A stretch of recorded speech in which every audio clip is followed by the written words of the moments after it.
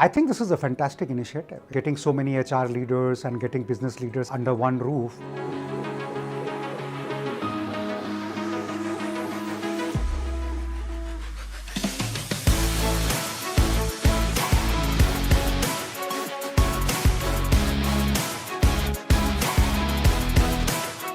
We took this opportunity. It was good to get together, meet lots of old people I've worked with, people from Airtel and Philips, where I've been here working.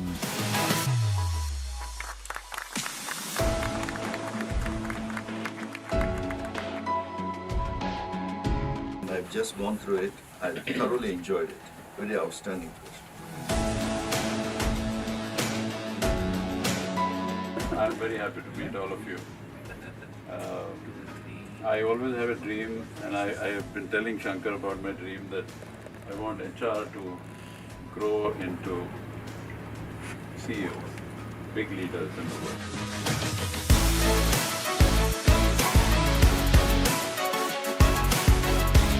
Change is constant, change is dynamic. Do you have that mindset to change with the times? You need to be relevant to the context. So happy to be bringing the forum back in person and help leaders connect and learn from an outside perspective. And the launch of Catalyze and the Future HR Leader program made it super special to be doing this beginning again. It was a good learning session for me. What you hear here in such kind of platform is going to remain. There's a lot of learning in terms of what are the things which are going to shape the HR in future.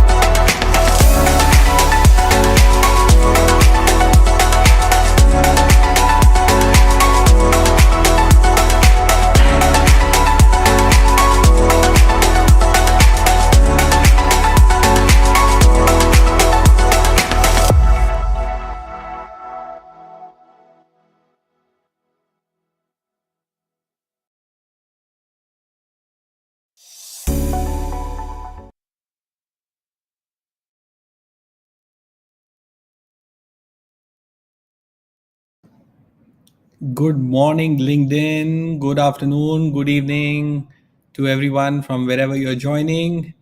And a special welcome to Ankur Warikoo. I know you are backstage. Just going to take a couple of minutes before I bring you in, but so good to see you. Uh, I thought I'll quickly start by setting the context about why are we here today, what is Orbit Shift, and what is so special about it. So, as some of you know, Corporate Shiksha completed 11 years of existence. Time really flies, pass by so fast. And this is one element that's something Ankur has also shared, and I think deeply resonates with me. And we feel this needs to get connected to leadership, and our focus on leadership needs to sort of double down as we work in the future. The role of leadership, as we see it, is also changing as clearly the world's changing. But one of the ethos that we have always lived by is the fact that if we can learn every day, so we can do magic. Orbit shift is not a magic formula. We believe this difference that we do when we consistently perform slightly better every day makes the magic happen. So that's really Orbit Shift as a philosophy for you as an introduction. And when this improvement happens, what are those triggers? How does this change happen? And as I have spoken to so many people, I've come to realize that these are four large buckets. There are probably tens of other things as well, but predominantly it's about finding a mentor or a coach or a good manager that we work with. It's those books that we read, and Ankur's written three of them. uh, for me personally, I think there has been deep learning in those moments of adversity as well, when we were pushed towards the wall and we had nowhere else to go. Those were amazing reflections and learning moments. And of course, what we have been doing in corporate shiksha for last 11 years is learning from peers and practitioners. So we thought, if these are the triggers in our mission, we would want to go and focus on leadership other than other areas. Today, now this is a commercial, like a commercial slide in the end. So for all of you who are going to be joining us as a new member, I thought I'll give a personal giveaway. All the three books of Ankur Warikoo will get bundled and given to each one of you who will join us today. So with that, let me now bring in the real Ankur, or the main Ankur of the show that you've all come to listen to, presenting you the one and only Ankur Warikoo. Thank you, Ankur. I would sign up, man. This is like such a welcome surprise. Thank you so much for making that happen. That's always special, and I think for all those, the membership itself is a big incentive and a chance to change your orbit. The books, in a small way, may play a role, but if you do like reading books, then any occasion that you get a book is always a welcome one. So, thank you for having me, Ankur. Always a pleasure. Wonderful. I was reflecting the last time you had come pre-COVID for our last in-person session. That also happened to be at 20th of September that year. Oh, So wow, really? yeah, and I was thinking, what a coincidence. I was talking to Anukshi about it, that we didn't plan this, but what a coincidence. And now then we were reflecting that when was the first time we got in touch? Do you remember? I have no idea. No recollection now. No recollection. So Do you remember? I checked it. I didn't remember. I checked my emails and figured out. And it was 8 years. 2016 was the first time you were in nearby. Yeah. And what an amazing ride. You were, I don't remember, but I have a, memory of it. I think some 50, 60,000 followers on LinkedIn at that time. And now look where you have reached. You have collectively 10 million followers, 2 million on LinkedIn itself. I was checking last night, about 5 million on YouTube, and then around 3.5 million on Instagram. But Ankur, tell me honestly, must have been a great ride. But कभी सोचा था कि corporate शिक्षा के first live session में आने का मौका मिलेगा? Kabhi nahi, dost. This is what I would be working for all through. But congratulations, man. It's a 11 years is also no mean feat. And मैं अक्सर ये बोलता हूँ, the graph that you started with is one of my favorite graphs. It just shows everything that there is to life. If you're in it for long enough, you're bound to see results. The big problem is that people are not in it for long enough. That's the larger problem. Super. And jokes apart, I think it means a lot to have you as a friend and have supported us all this while. And you've come several times. That means a lot. Thank you so much for this. So Thank you. let's dive in. So today's discussion was, the whole series is talking about leadership, but today we said let's look at a broad subject of leadership and the future of work. Both of these are variables and they are coming as a big shifts in our lives. And I was talking to some of my friends who were doing corporate jobs earlier, and they have shifted and now doing crazy different kind of careers, right? There is someone who was in HR and now is a full-time photographer. There is another one who's a training and coaching consultant. So when you look at this theme, what is that first few things that come to your mind? I first peg this to a very important realization, Ankur, that I don't think any one of us had when we were in our 20s, because there was no one around us, or I should say very few people around us, who made us realize that this is possible. And that is that one can have multiple careers in one's lifetime. Because we saw our parents just go through this one quintessential job, straight out of college, then spent 30, 40, 50 years, retired with a pension, with gratuity, with everything that was applauded at that point of time, and of course a HMT watch. And those were the examples that we grew up with. Those were the inspirational individuals that we looked up to, and we frankly felt that that was how the world worked. And the world then suddenly very rapidly shifted. And I think the three things that enable that, in my opinion, is one, access to technology in a way that was unprecedented. Today, if you really think about it, like iPhone 16 has launched yesterday, and it's, for a moment, pause and reflect on the fact that this, if you were to consider it one of the best phones in the world right now, is the same phone that the richest people on this planet, and if you were to have it, would have. Like, there's no difference. If Elon Musk were to have an iPhone 16, or a Jeff Bezos or Mark Zuckerberg, it's the exact same phone that you will get as well. It's the exact same internet that you will get as well, notwithstanding speeds here and there. So access has been democratized. This was not the case earlier. People had access to a lot more depending on where they came from, their privilege and whatnot, but at least technology has democratized itself. That's number one. Number two, because of this, the world has collapsed. So you could be sitting wherever you are and serving the entire world. Previously, your geographical location or your constraint was your determinant of success. So if you were in a big city, you could win, and you had to go to a big city to win. Today, you could be in anywhere in the world and you could still win. And number three, access to people's minds. Earlier, books were the only way to access the stories that could make a difference. Today, you have, say, an Orbit Shyft, you have corporate Shiksha, you have online education, you have mentors who can come in. You, of course, have platforms where you can connect with people and exchange ideas. This live stream is happening. I'm sitting in Faridabad. I'm assuming you're sitting in Gurgaon. And there are people who are joining in from all across this country, if not the world. And it's frankly very bizarre that all of this is happening in just our lifetime.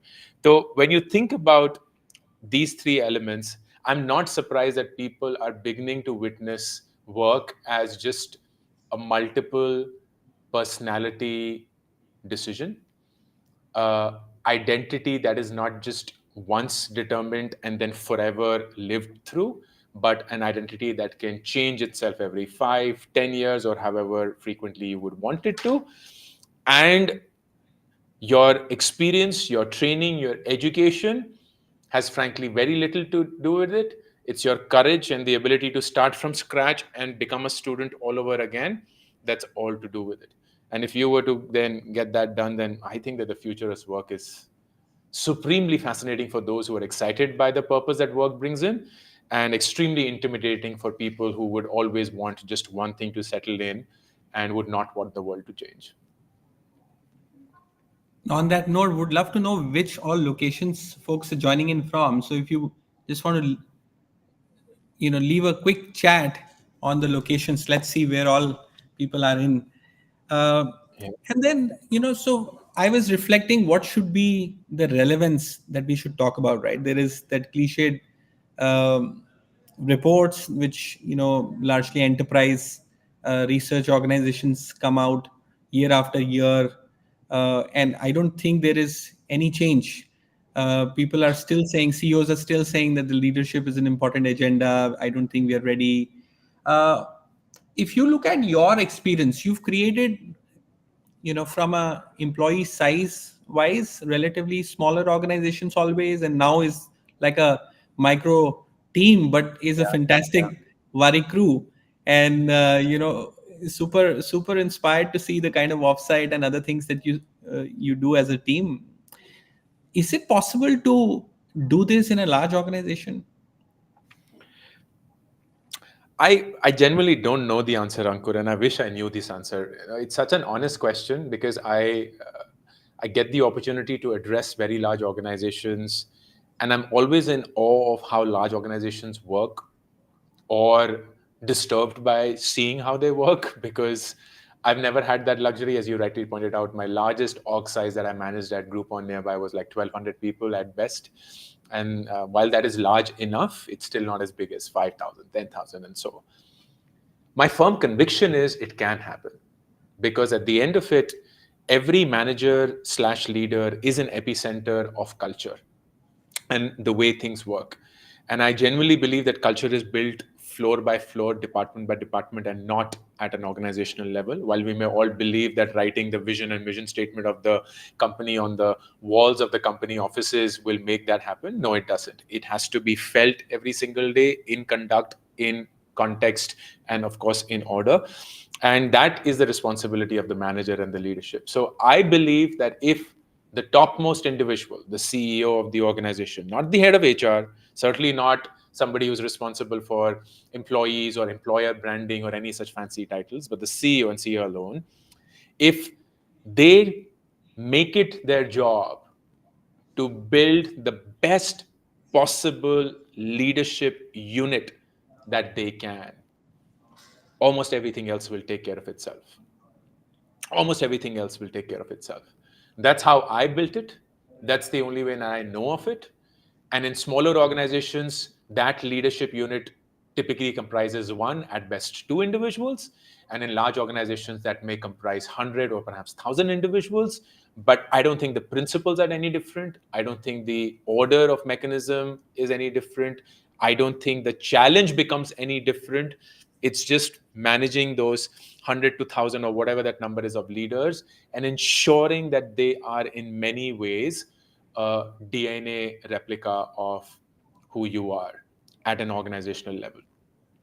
And a good example of this, I want to stress this, is one of my favorite examples. For those who are from North India, and I see quite a few people from there, if you are old enough, and if you perhaps grew up in North India 1980s, 1990s or so, which is Ankur and my era of sorts, outside every beauty parlor, if you ever encountered one, there used to be a board, which was the name of the beauty parlor. But invariably, it stated, trained by Shehnaz Hussain. It was almost like cannot be any beauty parlor in the world where these lines are not there.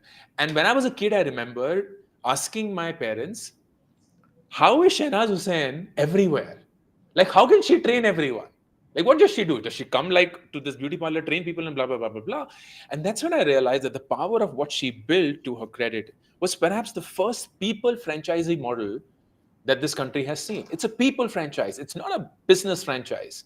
She was only one, and she realized that she was only one. But what she had in her head could be known by almost everyone. And what she did then clinically was, of course, focus on the products, but also focus on the knowledge to spread itself out and literally create replicas of Shehnaz Hussain in many ways in one. So much so that it became an identity and a stamp of authenticity. The same way, if you had a leader and there's like, no, trained by the company's CEO, validated by the company's CEO, hired by the company's CEO, spent time by the company's CEO, people know that that individual now represents the CEO. And whether you like it or not, then becomes a function of whether you like what the CEO stands for or not. Nobody else in between. And I would say that that's the only way it works. So while I don't have the experience and I'm not qualified nearly as much to answer this question, I'd like to believe that it is possible if somebody genuinely wished for it to. Last year, we did a focus group across India and we touched around a little over 120 companies. And this was around the topic of employee well-being. We were trying to collect insights of what organizations are doing, as people practices, what makes them stand out. And as the learning, one of the biggest insight that came from this exercise was the crucial role of a manager in the entire scheme of things. An organization may have some best in class benefits, rewards, flexibilities, but the real essence of it is how effectively was the manager able to bring all of these things come alive. So that is one of the reasons why we feel it is so much more important for us to go ahead and invest more on it. Sorry about that. Sorry about that. I lost you when you were saying, Ankur, last year you did a focus group. So we spoke to about 120 plus companies, and we found out, and this was a focus group on employee well-being, on what are they doing to really, why does it really matter to them, and what are their people practices, and more like a pyramid, what's unique that they're doing to stand out.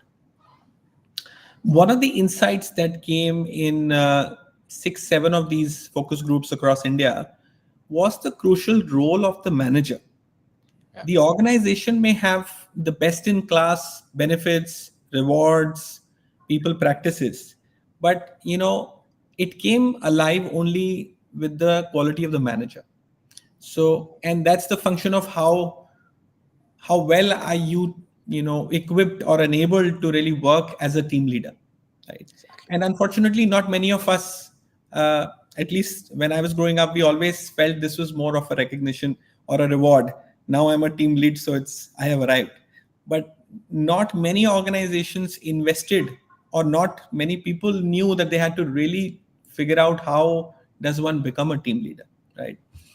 Cut to today of the context that you are also explaining, which puts many of us on a very equal footing. I remember one of the leaders, Nishchay, who runs a company called Cornerstone on Demand.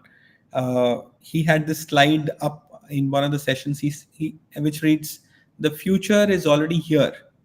It's just not evenly distributed." And that is what you're also saying, right? The iPhone is here. It's just not evenly distributed. The tech is there. The opportunities are there. It's just not evenly. I want to pick on something which is general sentiment today that people feel, and it's nothing new. I think we've always branded some managers, some companies as toxic, right? It's easy to externalize that. And Anukshi wanted to ask this question. She couldn't join on video, but she wanted to ask that what has been the other side of it as a leader, when you would have probably given in all of that you can, but still you will have some people who will probably be unhappy and will probably talk about the organization or about the leader when they are not able to perform mostly. So is there a checklist of how we should be as an employee or as a team member that also contributes to becoming a great team and then eventually a leader? I would certainly agree with that. 3 main determinants. Number one, in no particular order, the ability to seek and embrace feedback around who you are and your work. It starts with seeking. A lot of people believe that it is the manager's responsibility to give feedback. Yes, it is. But it's your career. It's not their career, which means that you should try and seek feedback if for whatever reason it's not coming in. And once you do seek that feedback, you should be 100% open and okay to hear whatever comes your way. There will be times when people do not say it in the right tone. There may be also times when they don't even say the right things or perhaps even the truth. But it's your responsibility to filter that noise out, to understand what is being said, to ask yourself, what is this telling me, and make amendments. So that's number one. Number two is to recognize that the only way you become indispensable is if you are unpredictably productive, which is somewhat of a different statement than what people usually hear. Imagine a 2x2 matrix, and I love thinking of 2x2 matrices. So on the x-axis is the question, are you usually productive or not? And on the y-axis, you would ask, are you usually predictable or not? Clearly, if somebody is predictably unproductive, they will be fired very soon, because that's like the classic performance case. So you're predictably not productive at all. You're not performing. If you're unpredictably not productive, that's even worse. But strangely enough, they survive a lot more. These are what I would call toxic employees. They're usually unproductive, but they're so unpredictable around that they may give the impression, by manipulation, by even politics, that they are productive. And people may fall in the trap depending on how the culture is set up, how the organization is set up, what is endorsed, what's not endorsed, and that's where it brings in. If you're predictably productive, people think that that's the best place to be, but in my opinion, that's not. The reason is because if you're predictably productive, a lot of work keeps coming your way, and you suddenly become the new normal. And you become the new normal. And you become the new normal, and very soon it'll be like, Arey Ankur, ye to humne tumse expect hi kiya tha. Tumne ye bhi nahi kar paye. And suddenly even a Six Sigma deficiency or aberration from your performance level makes you a fallout, and you suddenly get classified as somebody who's non-productive. But unpredictably productive means you are usually very productive, and you're unpredictable at how much productive you can be. So there'll be times when you'll just do the work that you have to do. There'll be times when you'll supersede the work that you have to do. There'll be times when you do a little bit more, but you're almost always in it. So nobody can ever point a finger at you and say, you're not productive. And almost everyone will struggle to even quantify how productive you are. They'll be like, you know what, this individual is a maverick. They just come up with something that nobody expected, and we're always so surprised. So are you unpredictably productive? That's the second way. And the third one, which I genuinely believe is not just for employees, but for people just living life and thinking about this, is emotional regulation. Everything in this world will go through its ups and downs. Everything will be about you having a hard day, you having an easy one, you having a moment of tough love coming through, you having a moment of warm, fuzzy feelings coming through. Are you able to regulate your emotions? Not just at work, in life.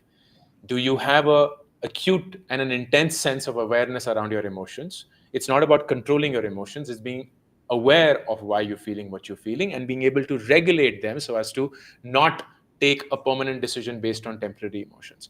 When you bring these three together, I feel that you have, in my opinion, and I would love to work for people like these, the right potent mix for what I would thoroughly enjoy working with.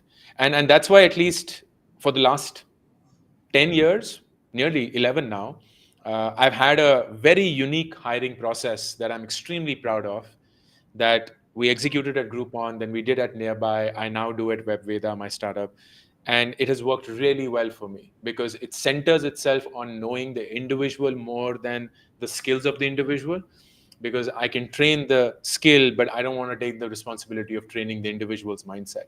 I want to bring in people who have the right mindset. And if that means that I'll be slower in my hiring, so be it. But I would not compromise on the kind of individuals that I work with. And I love your hiring process. And I've looked at the forms, I've looked at the application, so it's brilliant. I think it all stems from the intent, right? And somehow, if you think of, I have been in a few organizations from being part of them and also being part of this external organization that we partner with. Many times, when hiring, let's say, take an example of recruiting that you're talking about. Yeah. It all stems from that emotion of panic, of wanting to achieve that target, right? Yeah. And trying to throw people at it and trying to fix this, right? Yeah. And then it all as a seed goes to what I call emotion control, and you're saying regulation. I tend to use the word control is because I feel when you are conscious about it, you can control, because if you know your triggers, you are a lot more aware what's going to happen, and at the end of it, you are able to control how you see the world. So is there some actionable insight on how can one actually regulate their emotions? Because for a manager, they are a sandwich, right? There are leaders asking them, pressurizing them, and then there's team which is wanting them to be like the best manager ever. Yeah. They have to still get the results done, right? They're also an employee at the end of the day. For founders, actually, even worse. They you know that. So, how does one as a manager or a founder get to a point where they're able to regulate their emotions? What is the secret?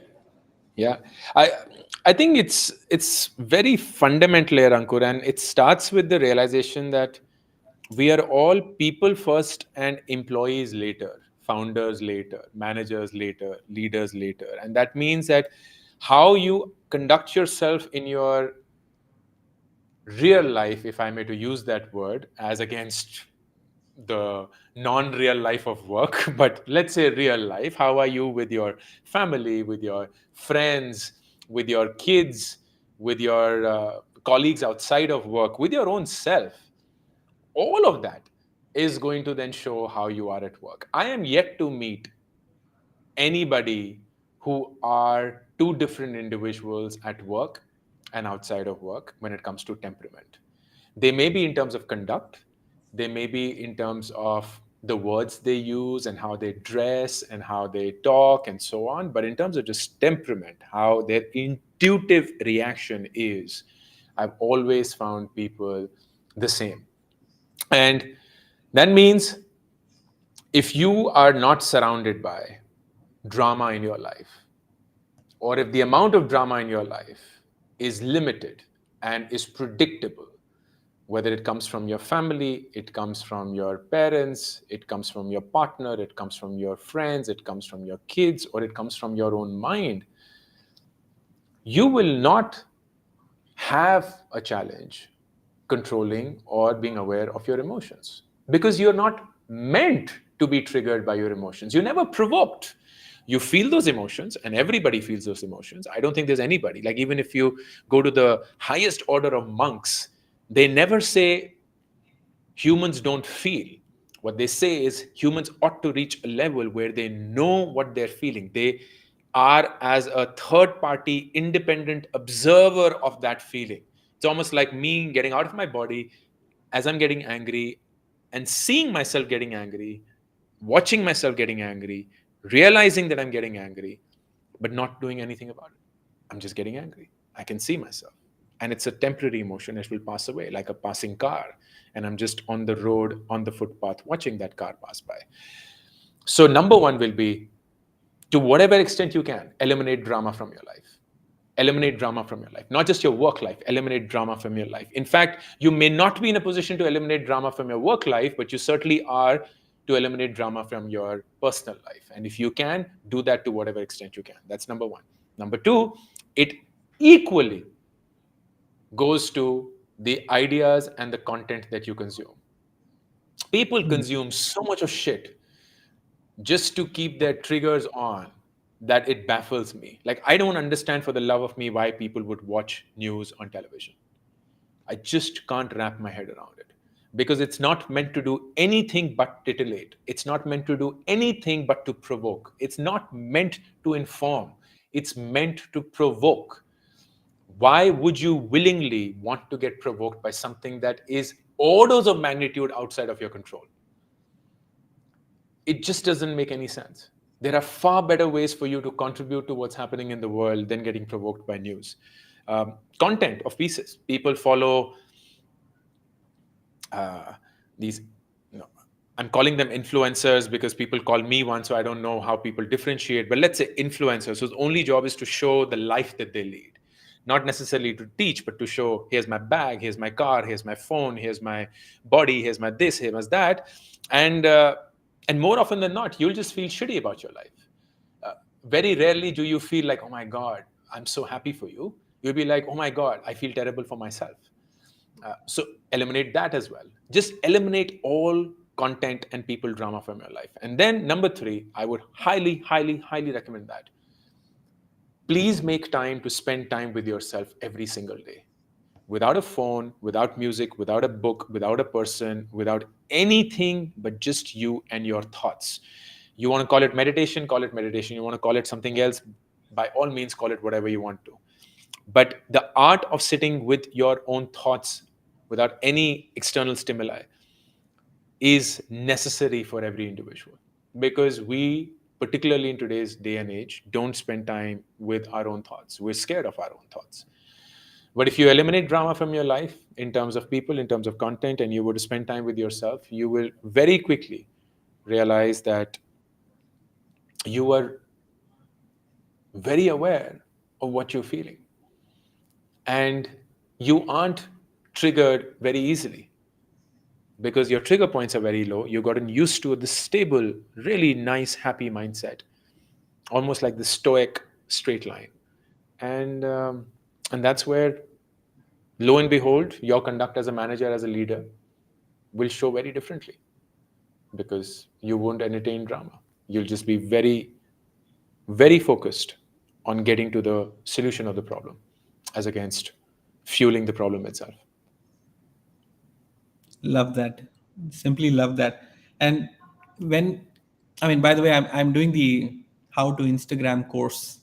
The first activity is about introspection. And then I was thinking, is this really course that I am supposed to get some hacks? And, Ankur is making me all the work, do all the work. But the beautiful thing about that was, when you really come to think of it, right? We have everything inside of us. When, as they say, when the student is ready, the teacher appears. And the student is ready when they're exploring, and eventually the clarity is that teacher. So it's so beautiful. While we are at this, I just realized we are on LinkedIn Live, and we are also going live on I think YouTube and Instagram. This is my first one, so forgive me for forgetting about the audience. I know there is a lot of people logged in. So if you have anything that you want to ask Ankur, any questions, any reflections, feel free. And I'm going to keep picking up. By the way, one of the things, Ankur, we did a short poll on LinkedIn. And the answer for that was, it was about what is the one element which is the most important for a manager or a leader, right? And it was emotional intelligence. Wow. I love that. In a way, the other side of it is people feeling that's missing the most. Yeah. Right. So let me take a couple of questions. And clearly this is, one question from Rajni Julka. It's on the same line. How do we bring empathetic leaders together as a pool to make the difference together? That's a great problem statement for you, Ankur, to solve. Wonderful. So let me ask you this question. I know I'm wearing L&D hat, so I'm biased. But as a teacher and observer, do you think we can develop people into leaders, or we can only discover them? Someone who does not have the basics, can they move from that bucket to, you know what I'm saying? Yes. The answer is yes, but it takes time, and unfortunately, people don't have that. The biggest realization that I've had is managers are often made managers because of their performance, but that was at an individual level. What managers ought to have before they become managers is the ability to lead other people towards a goal that they don't directly own. That's a very different skill set to have, So understanding whether they are ready for that understanding whether they are ready to have somebody else take in their role, and they are happy to train that individual for that role, knowing very well that they will then have to create space for themselves, perhaps in some other level or in some other universe. That takes a very secure individual, and that'll only happen if they're truly aware of how to drive an agenda without owning it themselves. So it takes time. It takes a lot of training. Some people are intuitively ready for it. Some people are not. But I have seen enough cases where people who weren't technically ready were made ready simply because of the time that the company was willing to invest in them.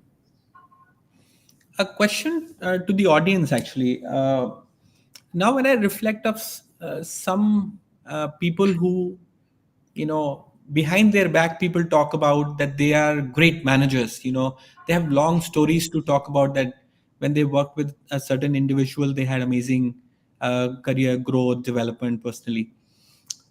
So, have you worked with a manager who was a challenging person to work with that led to your development, or were they always nice and therefore you did feel great about that individual?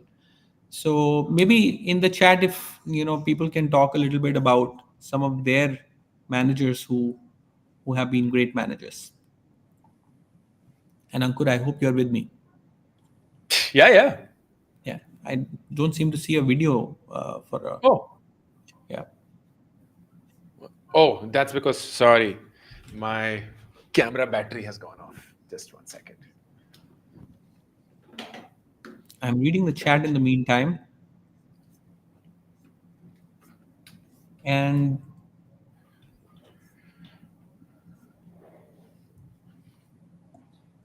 All right, Sahil has a intense question, bro. I'm like, I Sahil, don't have a.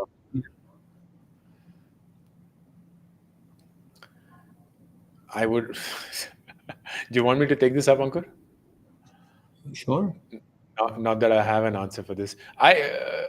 You know what, Sahil? I really feel one. Of course, this question is very pertinent because it's in a difficult week where we have a news story that's doing the rounds of how crazy work-life imbalance threw somebody off the edge, and unfortunately was a massive price to pay.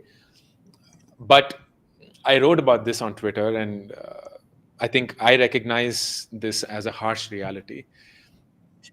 At least in our country, for the foreseeable future, we will remain high demand for jobs and a low supply of a high demand from people and a low supply for jobs. And what that means is that for every one person who finds a job or a role toxic, there'll be thousands and millions of people who will be willing to fill in that seat because it's a question of survival for them. It's a question of making ends meet for them, and so on. So I really don't think, as much as I would have loved to, I don't think that companies have any incentive to change. They don't have any incentive to become better. And businesses run on incentives. They just run on incentives. Now, what does that mean?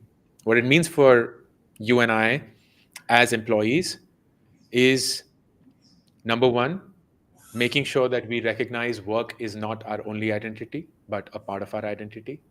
Number two, not ignoring the world that has raised us and that made us get to that point where we even got that work. Your family, your friends, they're not to be dismissed. It's crazy. There was a LinkedIn post I'd put out last week, and call it the most ill-timed one in any which way, because the post said that if you died, your manager will replace you in 48 hours, but your family and your friends will not be able to replace you. So as much as work is important, do not ignore the relationships where you are irreplaceable. And then, of course, the incident happened. So I reiterate that. I genuinely believe that relationships keep you steady. For somebody to get to a point of wanting to give their life up, or getting to a point where their body and their mind could not take it anymore, your relationships will always be the absolute safeguard. And then the third one, please seek help. We as a country do a terrible job of seeking help. We do a terrible, terrible, terrible job of seeking help. And we also can't seek help from the machinery that generates the chaos that got us to that point. So, as much as you would want to believe and rely on your organization to seek help, they will also, in my opinion, be the worst people to seek help from, because they are the reason why that chaos has happened in the first place. So, if you can seek help from outside of that system. And once you're in that position where you feel stable, where you feel sorted, where you feel like you are in a better space, then make changes in your life. And that could be changing your job, that could be changing your manager, that could be changing your mindset, it could be changing the way that you approach your work in the first place. But all of those counts. And I would just want to add that there is a lot of goodness in the world. Yeah. We just, like I said, like Ankur said, it's, and I have personally experienced it as well. When you are on your own, you have plenty of episodes where you feel stuck, and stuck is an underrated word. And I have experienced, no matter who you are, the hardest part is reaching out for help. Yeah. And the thing that we need to not really worry about is, looking at all this negative sentiment, which probably becomes over expanded at times, right? That becomes like a over emphasized reality. But the reality is that there are a lot of good managers, there are a lot of good things in this world as well. We need to see what we can do. If I am a manager, can I ensure that the 5 people who work with me or 10 people who work with me, they don't get the kind of manager who I would have dreaded to work with, right? And those small changes can bring the whole world to a beautiful level. So I think if you look at macro, we may feel depressed, but if you look at small pockets, change can happen. I'm getting a lot of questions now, so moving on, I see this question. I think it's a short answer. Pushpa saying, do you think a couple of trainings can bring in that leadership in managers? While as a person who's also selling leadership development programs, I would say, Pushpa, don't give up on them. Continue to do that, but I don't think it's going to change. Ankur, you want to respond to that? No, same. A couple of things will not change anything. It's a deeply long-term invested activity. Yeah, and people are resonating with what you're saying. Nina is saying, of course. Okay. Manas, do you have a question here?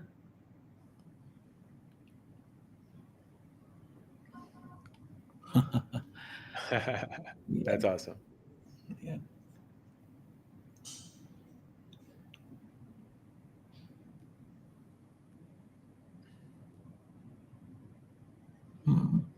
All right. Okay, so I was also thinking, Ankur, your journey also from the time that we met has also seen, at least from my point of view, I've seen a couple of big orbit shifts in your life.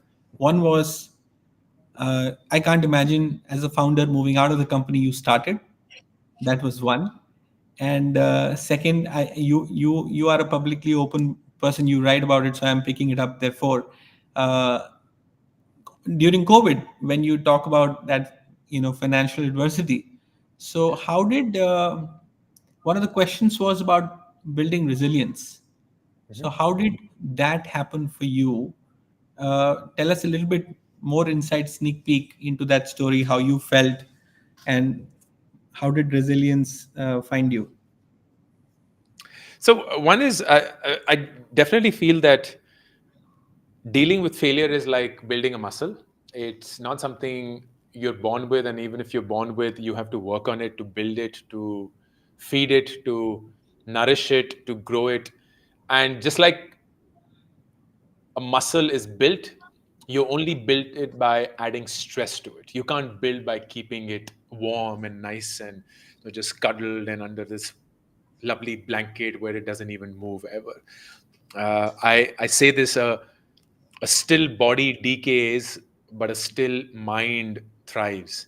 And unfortunately, people do exactly the opposite. We keep our minds very, very active, and we keep our bodies very passive. When it comes to failure, one thing changed the course for me, and that was the decision to drop out of my PhD when I was really young at the age of 24 and come back to India. I was studying in the US. I was doing something that I always wanted to do. It was a wonderful place to be, 100% scholarship. I was top of my class. I was doing the course that I always wanted to do. This was my choice. I was not ever forced on it. And yet I didn't find myself happy. And when I didn't find myself happy, I then decided to drop out of my PhD and come back to India. And that felt like a failure because I couldn't come to terms with the fact that I had crushed my own beautifully planned out goals and life for my life with my own hands. And at the age of 24, what I didn't realize, which I realized today at the age of 44, is that set the ball in motion.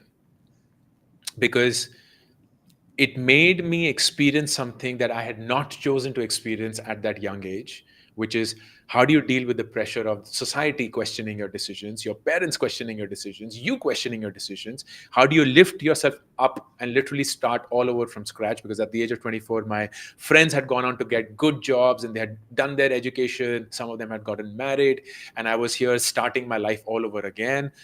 And how do you then come out of it and just trust that what you had done will hopefully work out?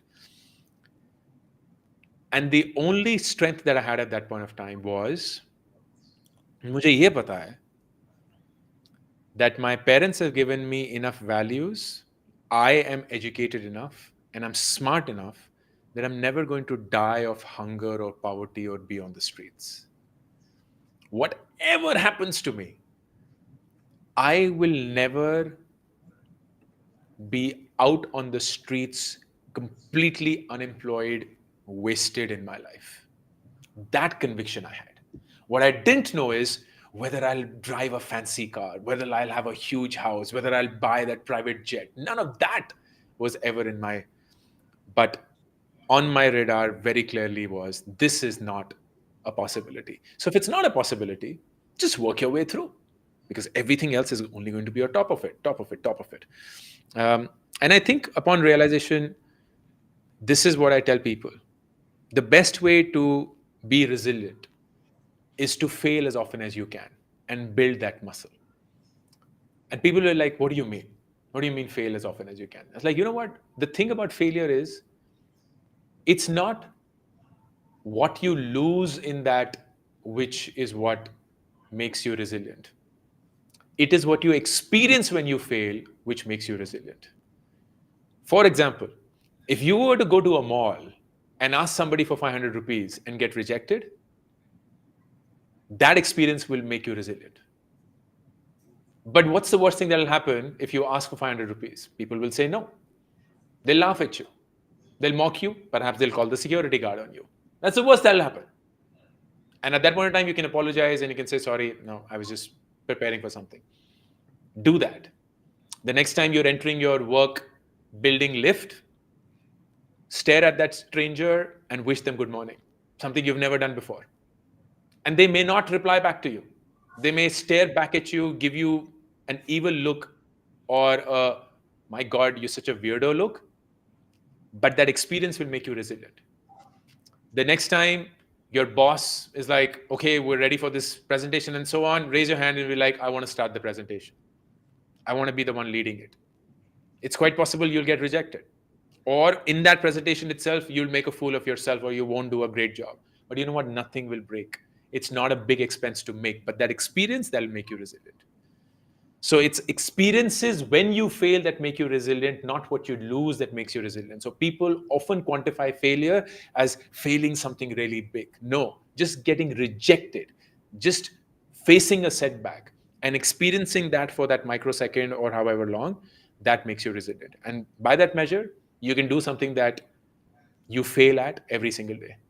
And I would love for you to do that, because then very few things will come in and you'll be like, oh my God, my life's over. Beautiful. And it'll be hard for someone to be able to appreciate this in the moment. But another tip here is reflect, look back at an opportunity which you were feeling as a sense of adversity. Many times you would actually be proud of what you have done, because if you pedal in action, if you don't give up, that is, and keep doing something, then it's always something that you are proud of. I remember my first job in 2001 when I was selling credit cards for Citibank. In that moment, I felt huge sense of adversity. What am I doing? Like you said, bless you. Friends were driving nice cars, going to this, nice places, and I've I've I've actually huge sense of pride in having done that, and fundamental, foundational lessons as well come when you actually do those things. When you talk to that stranger in the elevator, these are things that's going to shape you. So beautiful there, Ankur. Thanks for sharing that. There's a longer question, but I think it's an interesting question. Preeti, I don't know whether this will show up to everyone, but I'll read it out quickly. There seems to be a trust deficit in the workplace these days. Talented employees are constantly seeking the next big break, usually associated with a job change, and employers, both current and potential, needing to prove time and again that their organization is the place to be. Disappointment and disenchantment appear to be inevitable on both sides. How can we break this cycle and build more trust based and meaningful working relationships? Or do we accept that this is par for the course? Yeah. I think your best That's a place to great. answer this, because I've got to know your team actually works with multiple people, Yeah. which is like a Yeah. big red in the corporate world. So talk us about what you Yeah. feel about it. Yeah. Yeah. I love the concept of trust, Preeti. And it started with my first job where my first manager, right out of business school, he said, if I can't trust you, Ankur, it doesn't matter how smart you are. And when he said that, that has just stayed with me forever. And what I realized, the beauty of that statement is that we are living in a culture, if I speak of India, which is a very trust deficient culture. We don't trust people easily. We're told to not trust people easily. We're told ki dal mein kuch kala hai. We're told that the person in front of you, if they're being nice to you, there's a catch. There's some jhol there.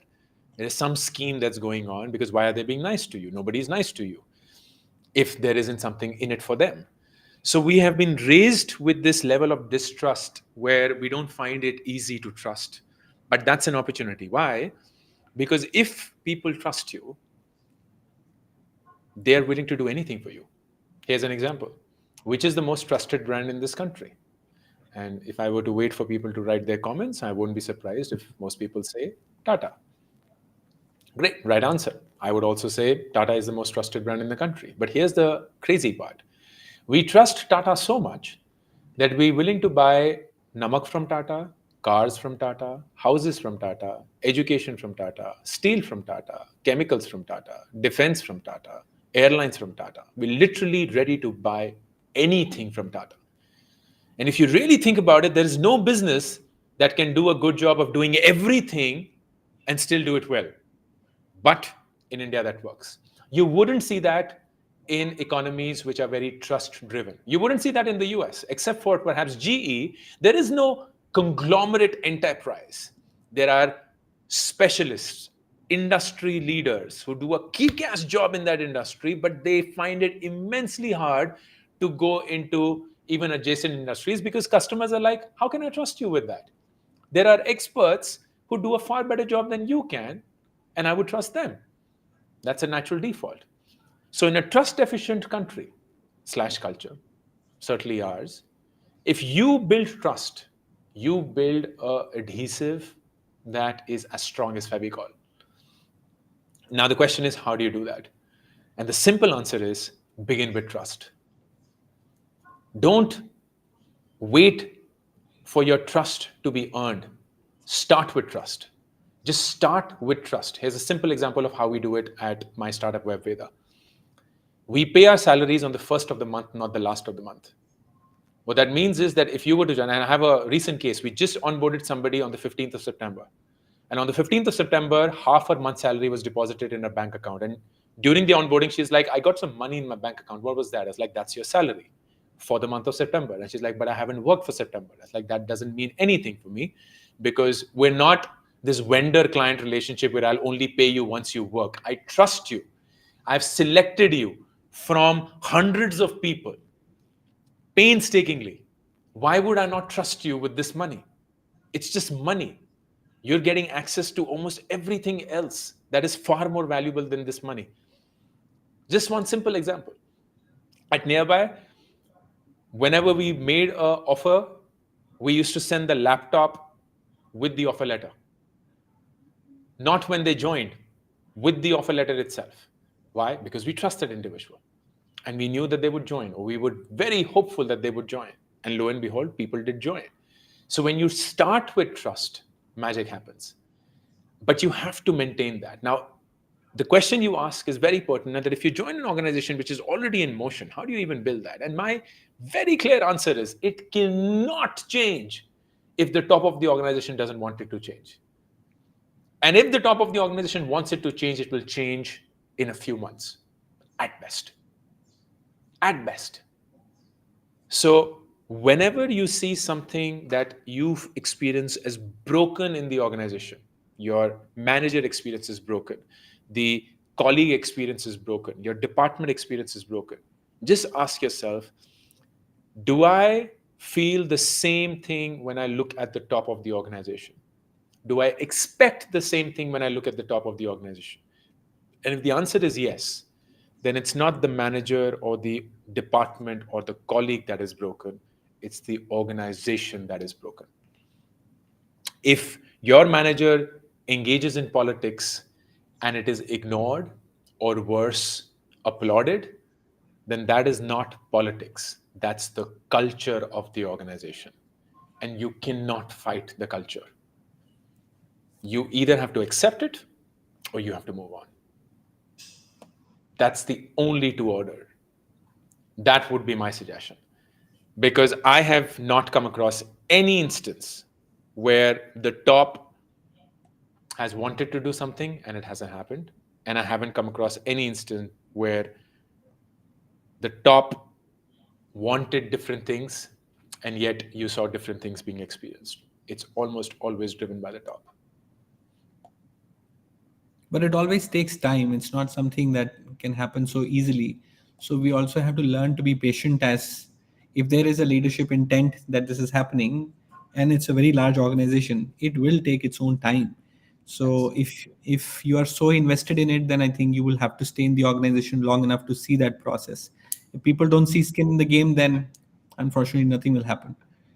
This question is, I think you're a perfect person to answer this. You put out a complete CV and everything about it. So I'm not sure whether you want to touch this, but No. I very quickly. Lots of them, man. Lots of them. I think the biggest one was in 2016 when I had to lay off 80 people from Nearby because we were running out of money, and I'd made some terrible calls as a CEO, and we had to cut costs. And for no fault of those wonderful 80 people, they lost their jobs. And I failed as a leader. I 100% failed as a leader. I failed not just for the 80 who left, but also the 250 odd who were left behind, because every single day they would walk in with fear and they would walk in with a sense of uncertainty. And that same trust that I spoke about was shaken. And you realize that trust, whether built or destroyed, is almost always a function of time. You will always take time to build that trust, irrespective of how strongly you've taken or built it in the first place. So the depth of that trust, frankly, doesn't matter when it gets destroyed. It has to be built all over again. And I was devastated. My confidence had been completely shook. I didn't believe in myself anymore, and I felt that I had failed everybody, my investors, my founders, my employees, my own self, my family, the entire world. And it then took a long time to get back to it and keep working on it, and again build that trust over a period of time. And thankfully it did come by, but that was certainly one of the hardest things that I have done as a leader, and unfortunately had to. how long did it take you to come back in full confidence? And how Nearly 9 months. nearly 9 months. Nearly nine And months. It was, how yeah. did you get that? Tell us a little bit more about that. It was one. It was just showing up every day. So one thing that I did was, this was of course before the hybrid era kicked in, um, but it was very normal for um, at least startup founders at that point, if there was a layoff happening and so on, to not be in the picture and execute it through the HR and whatnot. That's not how I wanted to do it. So personally spoke to everyone who was laid off and of course helped them with whatever they had to. But my very clear thing was just show up at work every single day, irrespective of how miserable you were feeling, or rather I was feeling. I would just show up every day, and I would work. So for the first 2 to 3 months, I just drowned myself in work because I had to as well. We just had to get the organization back in order. And then once that was there and we knew, okay, the organization seems to be in order, it will survive and everything will be fine, then I started to slowly spend time with people, just hearing them out. How are you feeling? What are you doing? It wasn't a performance review. It was nothing like that. It was just about, are you okay? Do you feel secure? Do you feel like you are in control? Do you feel like things are going as per what your expectations are, and so on? And then the last 2 or 3 odd months, I distinctly remember, was all about changing everything that in my mindset and around the systems or processes that we had built, which had gotten us to that bad point in the first place. Because if there is no change, then you're going to get into it again. So everything had to be relooked at, whether it was our cross structure, how our culture and our business didn't align itself, how I suggested something differently from how I wanted it to be, how I was not very straight in my feedback, but I used to sugarcoat it at times, trying to make it very easy for them to receive it. All of that just went out of the window. I also remember reading this fascinating book by Kim Scott called Radical Candor around that time. And that was a revelation. Highly encouraged to all those who care about being managers and leaders in the right order. Brilliant book, Radical Candor by Kim Scott, which basically means that if you truly care about someone and you speak directly to them, give them straight feedback, but because you truly care, that is radical candor. Any other way of giving that feedback is wrong, whether it's being aggressive, whether you're sugarcoating it, and so on. It's always going to have the non-desirable result as against what you desire. Yeah. Dwarka sir used to mention this as the art of tough love, not doing your duty. Deepak is asking something to build on what you're saying. Uh, Ankur, do you think, is it a function when you have external investors? Is that a trigger for lack of trust, or is that an individual? Where is it stemming from? I think it stems from your individual experiences, Deepak. I think the way that you were raised, your own experiences, your own upbringing, your own mental makeup, a lot of that makes you into the person you become and the operator you become and the manager and leader you become. Of course, as we discussed, all of that could be changed. But at a founder level, you very rarely wish to change yourself. So it becomes even harder. So I speak only for startups, certainly not for corporates, but for startups, you will find a very close relationship between the personality of the founder and the culture of the organization. They're almost like joined in their hips. Very few people will walk into a Meta office and not feel the personality of a Mark Zuckerberg, or walk into an Amazon office and not feel the personality of Jeff Bezos, or walk into a Zomato office and not feel the personality of Deepinder. It's just inherently ingrained in how the organization at a founder level are led. And that means how the founder is in their personality will become the culture as well. And now it's your decision whether you like it or not. Corporates, different, because CEOs keep coming and changing, and the order keeps coming and changing, and the board also, of course, exercises its jurisdiction. So there you will find sine curves and here and there. But by and large, the reason why trust is not such a strong focus is because it's not such a strong focus for the personality. Like, they have gotten work done by sitting on the head of people who had to get the work done. So why would they trust anybody? Because that's how they got the work done. And it's worked for them. So there's no reason for them to change. But there are other people who saw or were raised in a manner where they were like, nahi, is insan ko humne kaam de diya hai, mandate de diya hai, now it's there, they're the experts, they will do it, and our job is just to come in and review at the end and just make sure that the timeline is hit. So we're not going to micromanage them in the between. They will perhaps grow up to be very different managers. When we were thinking of this whole initiative, we were thinking of an idea that what if we create like a code of conduct or like a general mass acceptable oath.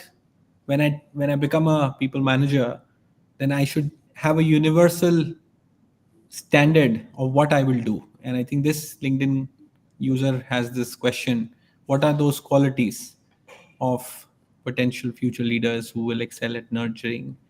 And so it's warning signs as well. How do you find out whether this is a person that you want to work with or not? Yeah. I wouldn't even name 3 qualities. I'll just name one. And that one quality of a good leader is that they're willing to see somebody else take their role one day. And they work towards that.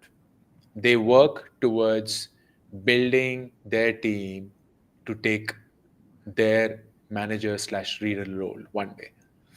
And that requires a very secure person to be in there. And it frankly just now brings in everything together.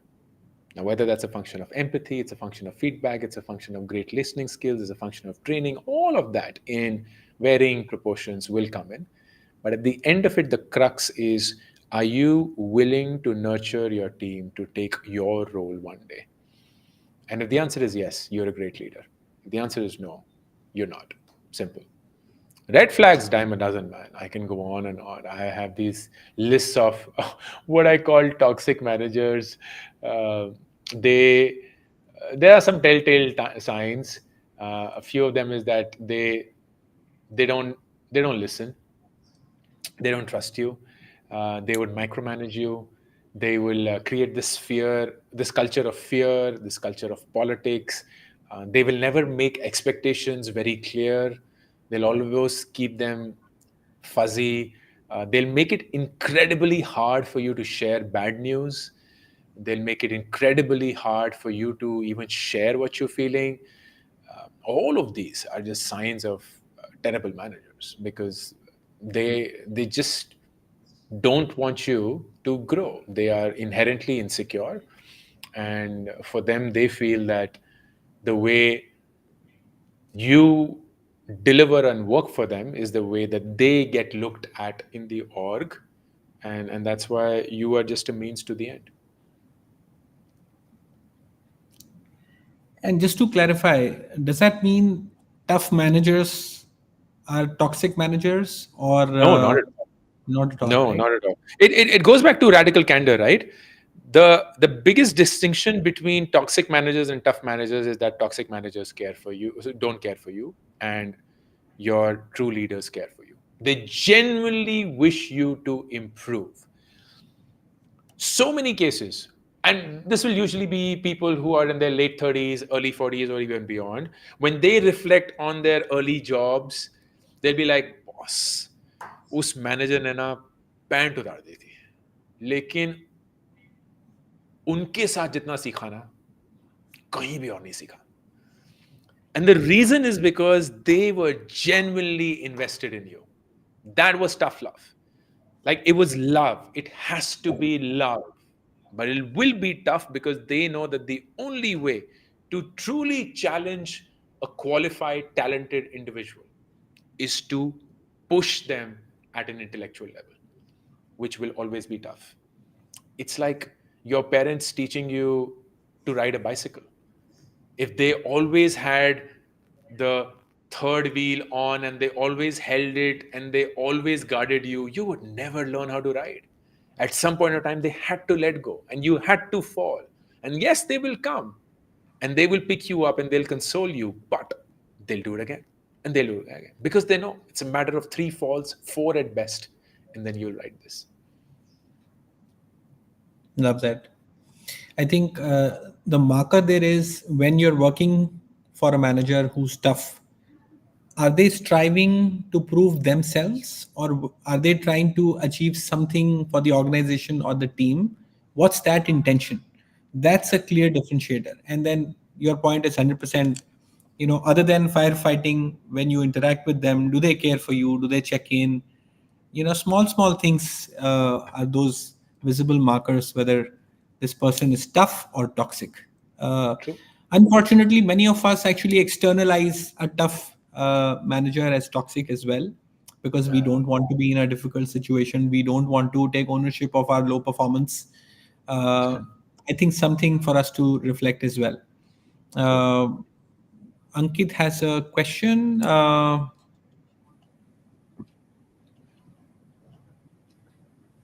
What are some of the things young first time CEOs or founders in their 20s might not know compared to more experienced? I'm not sure whether it really matters what they know, what they don't know. I mean, it's a very large this thing. I'm not sure, Ankit, if you want to clarify what you're trying to ask, put in another thing on the chat.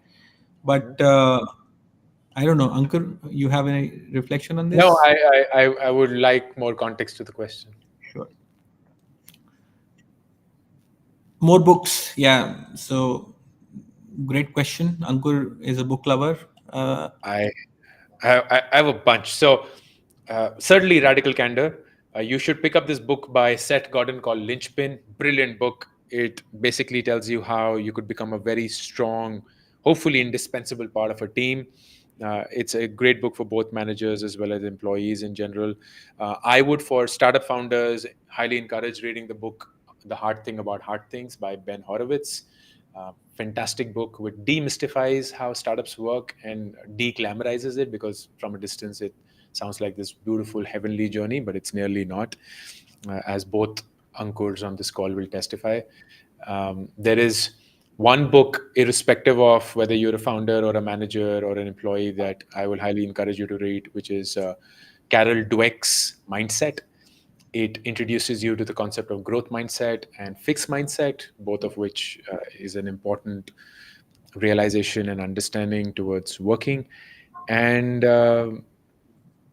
one book that I really benefited from, and as a manager I would highly recommend, is Better Under Pressure. Uh, I will give you why I benefited from it, because this was a book I read right after the layoffs at Nearby.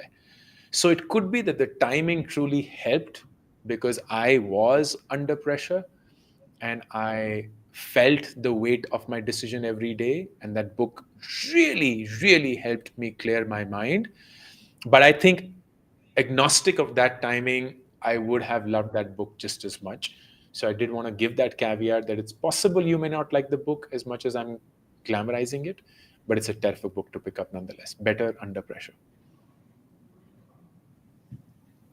and many times, I feel we over glorify fancy stuff, but it all boils down to basics. If we have basics right, then I think everything falls into place. It's largely that anecdote of अगर आपकी नींव अच्छी है तो building अच्छी बन सकती है, और Totally. अगर आपका नींव स्ट्रांग नहीं है, like basics of discipline, showing up, empathy, respect for others. If you don't have those things, and you're, I've seen this content on social media where this animated person just keeps walking around, and Mm, the kind of people this person crosses, a shade of that becomes part of this individual. So yeah, I think it's so true for all of us. The kind of people who we interact with, we feel यही सब दुनिया है, but true. दुनिया बहुत अच्छी है. It's just that we need to uh, introspect, reflect, and be conscious in how we operate. I think Yeah, sometimes we just take the easy path of following templates कि ये ऐसा ही है, campus के बाद ऐसी ही जॉब लगेगी, ये promotion के बाद यही मैनेजर रोल है, स्टार्टअप फाउंडर के पास यही लाइफ है. So I think you need to challenge all of that. yeah. Wonderful. What else comes to your mind in terms of the other part of the equation? We had two variables. One was Mhm. leadership, and one was future of work. Now today there are people, and especially in your team, who are working not just for your company, but they're working for multiple companies. Um, so do you think for the betterment of companies and teams to perform, and if we keep employee well-being as a center of universe for all of this and not the capitalist universe center, then is it possible that we shift into a very new world of work where we don't look at employees as employees but as contributors, volunteers who come in and work for multiple organizations? I know from a legal standpoint we are probably not there yet, but is that a place of experiment that large companies could benefit from, or give some practical tips of how you do it? I would definitely think it's worth experimenting. The big challenge, and again goes back to the trust deficiency. The big challenge is the mental makeup that if you don't have somebody in office or on the roles of the company, then you don't have control over them, and they may be then doing something at your expense that you may not draw the benefit from. But at least in our way, there are a few things that I wanted to share of how we run WebVeda. One, we are a fully remote team, 100% remote. We are a total of about 25 people, and I don't think any one city has more than 5, Delhi being the only one. We are a fully async team, which means everyone is working independently. We don't have any meetings in the company. The only one meeting that we have is for 1 hour every Monday evening, which is when all of us get together, go through what the week has been like, have like a nice happy banter, but then everyone goes their own way. And the reason why this still works, and as you pointed out, I encourage everyone to have multiple jobs. It's a pity for people to have just one job. Now, if I do give that privilege and opportunity, what do I seek in return? Number one, that everyone will adhere to timelines. So there will be no spillovers from what people are expected to do and by when are they expected to do it. And all of that is managed by technology. So every day, people will log in to our project management tool and they will see what the tasks are for them, scheduled for today, tomorrow, the week, anytime in the future. All of those tasks are there. And all that we expect for them is to do the task by the stipulated time. And then they're also measured on the quality, which is driven by their monthly ratings that come to them from me or anybody else who works directly with me, because I don't work directly with 25 people. And these two metrics of timeliness and quality feed into their bonus. So if they don't deliver on time, they get a lesser bonus. If they don't deliver as per quality, they get a lesser bonus. If they deliver on time and they do better quality, they get more bonuses. So there is direct incentive alignment to the timeliness and the quality of the work that they have to do. After that, I don't care. So if this is a Friday, somebody's scheduled to submit their work on Sunday, I don't care if they finish all of that today or they finish it all of that the last hour of Sunday. I couldn't care less. And I don't want to even track it. It's the worst use of my time.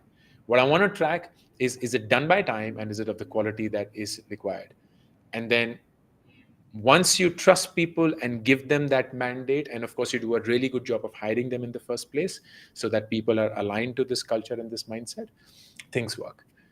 Now it's very easy, as I said, to do it at 25 people. Will this work at 250? Yes, I've done it at nearby, so I know. Will this work at 2,500? I don't know. Will this work at 25,000? I don't know. I don't even think I'll perhaps get to a point where I will ever know. So I would love for somebody to take that onus on and to experiment, because I genuinely feel this is worthy of an experiment. Who defines the task when you say you are rolling out a set of tasks that everybody has to do? Who defines that? That's the hard work. Everything that we do in the organization is broken down into tasks, and that is almost always a one-time affair because we have repeatable things that we do. Or if it's one-off, that's where the initial and the most effort goes. So I'll give you an example. If let's say we have to create something like a YouTube video. A YouTube video creation sounds like, oh, YouTube video. No, it has multiple tasks coming in. So number one, somebody has to shoot. But before that, somebody has to prepare the content that has to be shot. Then somebody has to transliterate it from English to English for the subtitles. Somebody has to audio engineer it so that the voice is there. Somebody has to create the content for the description. Somebody has to create the thumbnail. Somebody has to schedule it. Somebody has to pin the comment that goes in there. Somebody has to track the analytics after 24 hours, 48 hours, and a week to report back. Somebody then has to feed that back into the system to determine what other video should we make. All of these are tasks which have individual owners. So the minute we have a YouTube video, the 7 or 8 independent tasks get spun out, and all of this is managed by the project management tool. So the workflow has been defined upfront, and the individual roles are defined upfront. People in the roles will keep coming and going, but the workflow and the role remains the same. I have friends who run SaaS products on exactly what you're saying, performance management system, OKR, and all of that. And it's a huge activity in a large organization. And clearly we are much smaller than even WebVeda in terms of headcount. So it's crazy amount of task. Always when a 0 to 1 for a project needs to be done, it's very intense.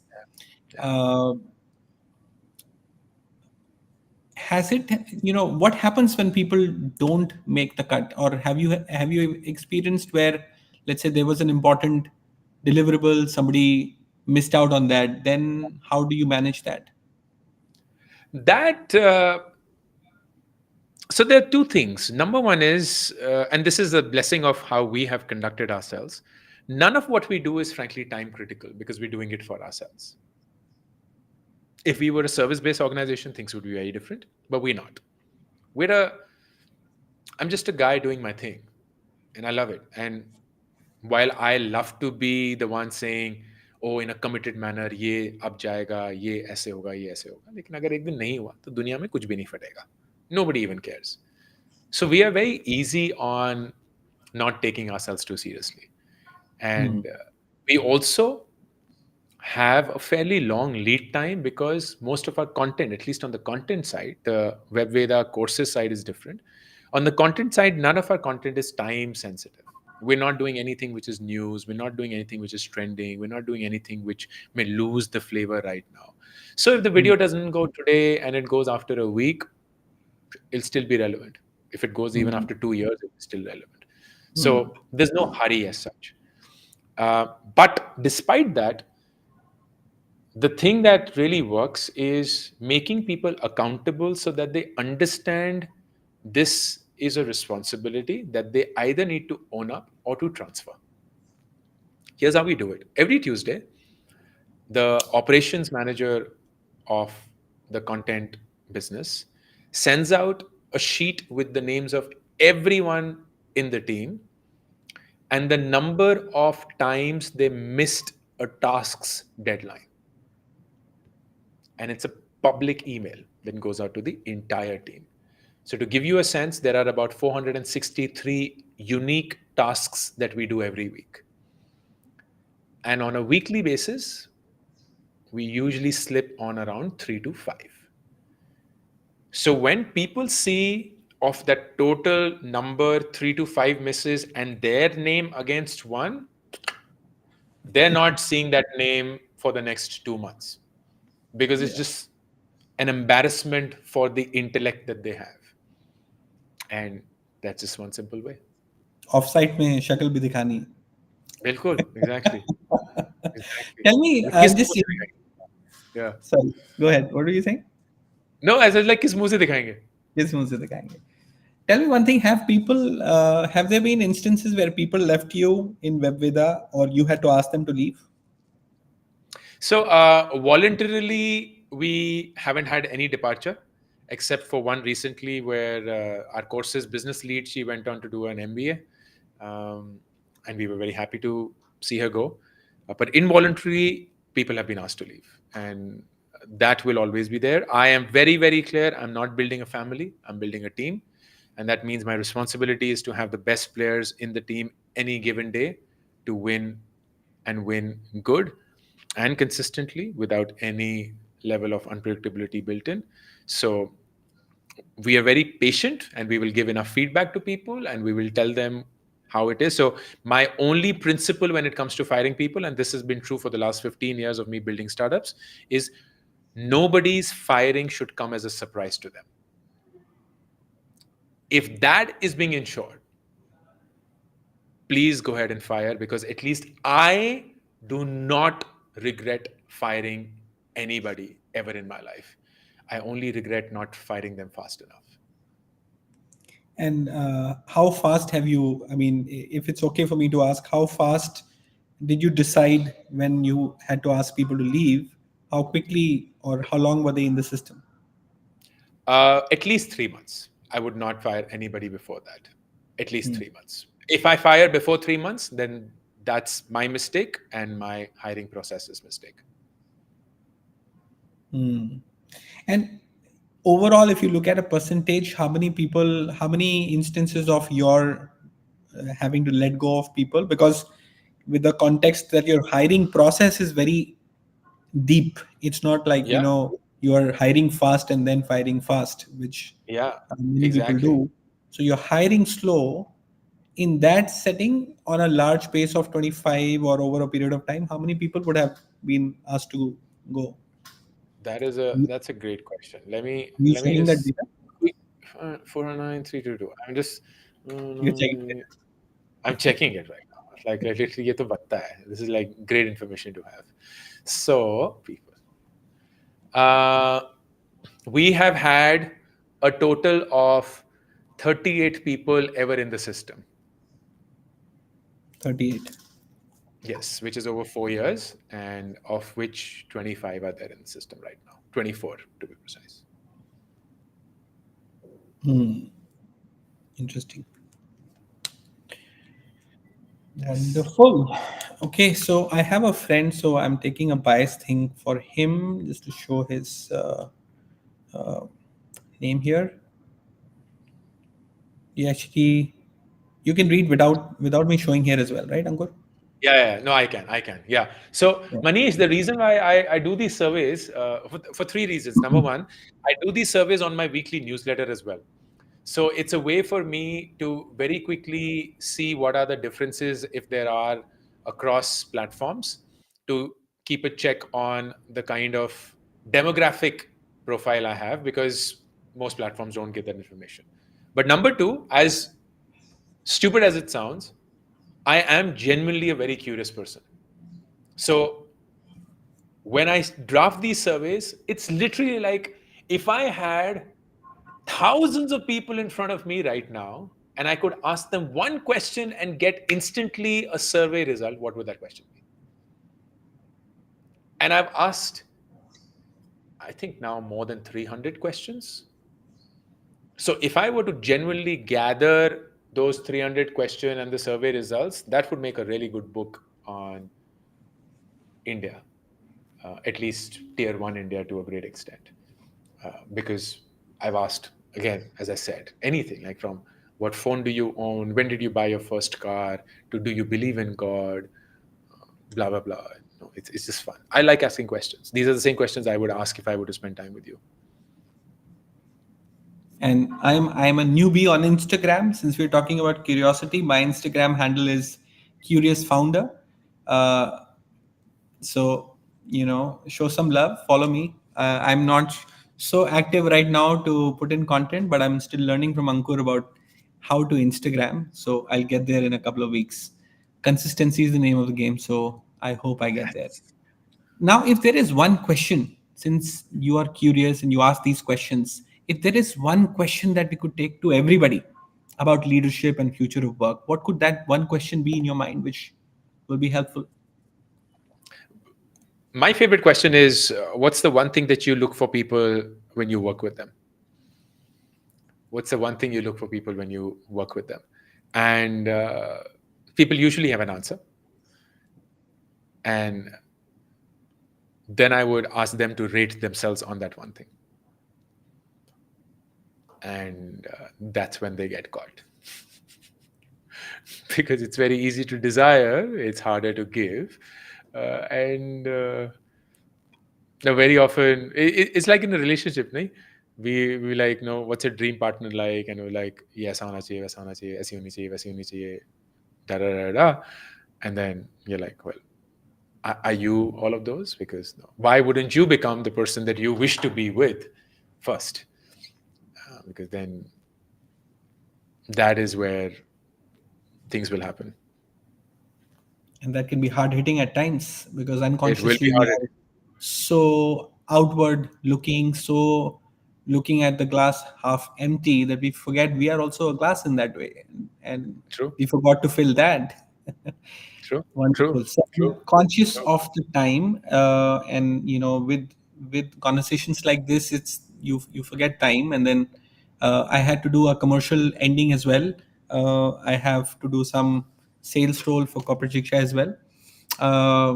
So first of all, before doing that, Ankur, thank you so much for taking the time.